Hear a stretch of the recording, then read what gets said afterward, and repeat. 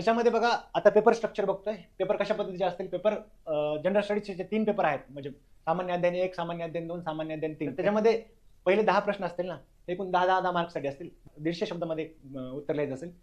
हे पुढचे जे 10 प्रश्न आहेत ते 15 मार्क्ससाठी असतील. 250 शब्दामध्ये उत्तर लिहायचं. हे व्हॅरिएशन होऊ शकतं बघा, म्हणजे 12.5 मार्क्ससाठी पण विचारू शकतात वगैरे. पण लगेच नाही, हे ट्रान्झिशन लगेच होणार नाही. होईल, यूपीएससी मध्ये पण झालेलं दिसतं तुम्हाला हे. बरं, हे झालं पहिल्या 3 पेपर बद्दल. त्याच्यानंतरचा पुढचा जो पेपर आहे बघा, एथिक्सचा पेपर, याच्यामध्ये जे पेपर स्ट्रक्चर आहे थोडंसं वेगळं याच्यामध्ये. म्हणजे टोटल किती प्रश्न असतील? 12 प्रश्न असतील. त्याच्यामध्ये 6 केस स्टडीज असतील. 20 मार्कासाठी 6 केस स्टडीज, म्हणजे किती झाले? 120 मार्क झाले.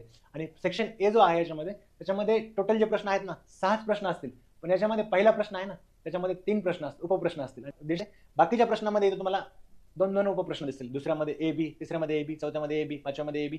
इथं जे आहे ना, पहिल्यामध्ये ए, बी आणि सी, आणि ए मध्ये पुन्हा टिपा लिहा वगैरे, जसं आपण शाळेमध्ये असायचं ना, 2 मार्क्ससाठी असे पहिल्या ए मध्येच 5 प्रश्न. म्हणजे थोडक्यात काय, पहिल्या ह्याच्यामध्ये थेरॉटिकल बेसिसवरती थेरॉटिकल अंडरस्टँडिंग तुमचं असेल, किंवा कॉन्सेप्ट बेस्ड अंडरस्टँडिंग असेल, किंवा एक्झाम्पल असतील, किंवा काही गोष्टी इलॅबोरेट करायला सांगितलं असेल. इथिक्सचा लेक्चर घेऊया आपण सेपरेटली. तर ह्या अशा पद्धतीचा पेपरचं स्ट्रक्चर आहे. हा पण स्कोरिंग सब्जेक्ट आहे, आपल्याला लक्षात घ्यायचं.